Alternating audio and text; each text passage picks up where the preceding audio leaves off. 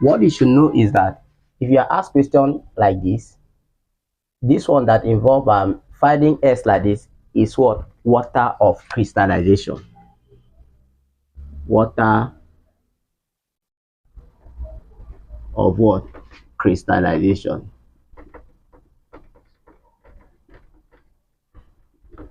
And in water of crystallization, the formula you are going to use, remember what we mean by water of crystallization, there are some salts that contain water in them. Are you following? Now that water in that salt is what we call water of what? Crystallization. And any salt that contain water is called hydrated salt. Hydrated salt. Hydrated salt. And any salt that does not contain water is called anhydrous salt. Anhydrous salt. We have hydrated salt is the one that contains water, and anhydrous salt is the one that doesn't contain water. Now in hydrated salts, the one that contains water, in chemistry they will ask you to find the amount of water present in that salt. Now that amount of water present in that salt is what we call what? Water of what? Crystallization. Now when you are asked to calculate the water of crystallization, you use this formula. You see, like now we are asked to find what? The value of what? X. So X now will be equals to mass of water loss. Mass of water loss all over mass of anhydrous salt. You multiply it by molar mass. Molar mass of anhydrous salt. You divide it by what? Molar mass of what? Of water. That is the formula you are going to use in solving this kind of problem. Now we have mass of water loss. How do you get your mass of water loss? Mass of water loss is simply amount of water loss.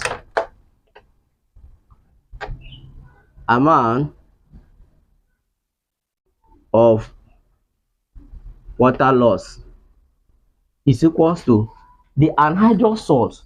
Anhydrous salt is given as what? Look at 8 grams of what? Hydrated salt were heated with what? Strongly. The residue was found to be what? 4 point what? So hydrous salt, this hydrated salt, which is what?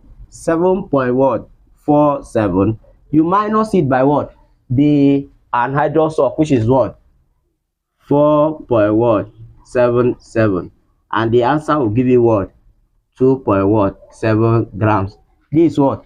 Water loss. Mass of what? Water loss. Are you following? Now the next thing, before I continue, this is Ojemai YouTube channel. You can as well follow us on Facebook on Ojemai Online Chemistry. I am offering a free online jam classes to all my Nigeria fellow. That is to support you, for you keeping in touch with me, watching my videos, and also supporting me as well. So I am organizing a free jam classes. I teach chemistry and biology. Please try as possible to be there. Let's continue. Now we have our what? Amount of what? Water loss to be what? 2.17. Now what is the molar mass of what? Anhydrous salt. Anhydrous salt is what? This one. We have CuSO4. If you calculate the molar mass, and this is an anhydrous salt, you are removing this one. This one does not have any business, because this one is the one that makes it what? Anhydrated. Are you following? So if you calculate the molar mass, copper has what? 64 plus sulfur has what? 32 plus oxygen is what? 16 times 4 will give us what? 64. So total give you 151, 159. So putting this thing into your formula, Mass of water loss, what do you have? Mass of water loss what? 7.2.7 divided by mass of anhydrous salt. This is the mass of anhydrous salt, 4.77. 4.77. You multiply it by molar mass of anhydrous salt. The molar mass of anhydrous salt, we have calculated it to have what? 159 divided by molar mass of what? Water. Water is what?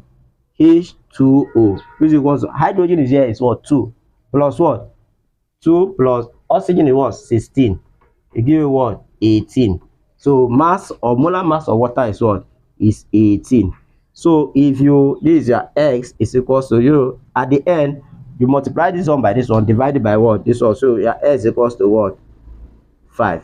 Therefore this formula SO4 dot 5 H2O. So this compound is called copper 2 tetraoxo surfaces pentahydrate.